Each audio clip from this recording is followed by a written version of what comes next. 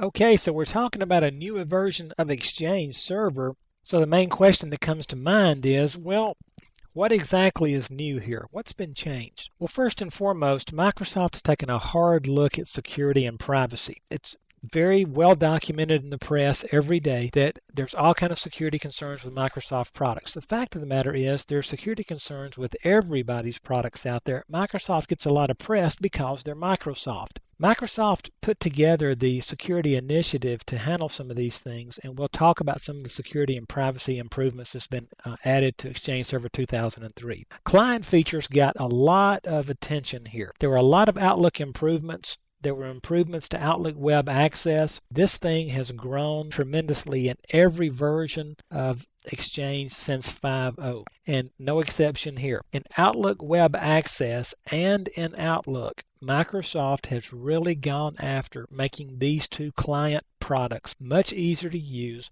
much more efficient, much easier on the eyes for clients. Because one thing, I guess you've noticed it in your own life, it's amazing that 15 years ago we didn't have email, or very few of us had access to email over VAX systems at work or so forth. And now it's a communication medium we can't live without. For most of us, it documents our workday. And so the cleaner and more efficient these interfaces can be, the better it is for everybody. And so Outlook Web Access got a lot more features added to it. The user interface has been cleaned up quite a bit.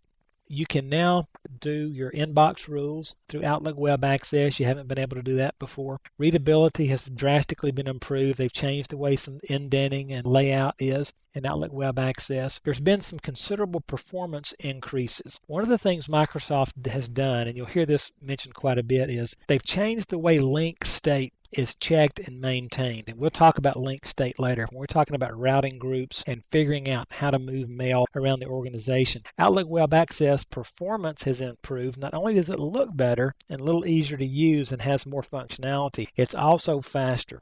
The reliability on Exchange has been enhanced quite a bit with the Mailbox Recovery Center. This makes it much easier to recover a single mailbox after an unintentional deletion or a failure. There's also now a recovery storage group, which again helps us in recovering individual mailboxes and so forth. Clustering has been improved with Exchange Server 2003. That's outside the scope of this particular course.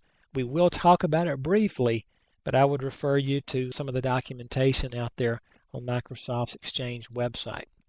Storage has been improved as part of a piggyback option on Windows Server 2003. We can take advantage of the shadow copy backup. And if you hadn't heard about that, you're going to like this. This makes it real fast and easy to get a hold of information that's been backed up. Mailbox Merge Wizard makes it possible to pull mailboxes from previous versions of Exchange and so forth. We'll talk about that. Improved public folder store replication. Now, replication has been one of those issues that you've always had to watch for in Exchange because you could inundate your network with data changes, and public folder store replication has been drastically improved here. The administration tools have changed, and you're going to like what you see in those administration tools. One of the main things that they've done, you're going to see when you open Exchange System Manager, it's not a whole lot of drastic changes, but they've brought more functionalities into the System Manager. We can now do things there that we used to have to go out to the registry to do, or we have to used to go somewhere else to do. So they've pumped that up quite a bit.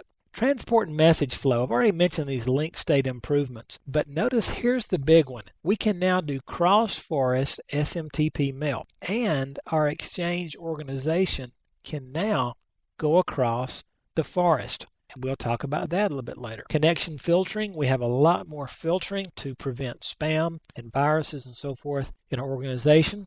So as you can see, there's a lot of changes. Again, nothing here is really huge, but a lot of little things that add up to a much more efficient, much more user-friendly, easier to administer environment. So with that, let's go take a look at some basic email functionalities, and I want to begin to draw some pictures for you, especially those of you who are new to Exchange, on exactly what's going on here and how to get a mental image of what Exchange is doing.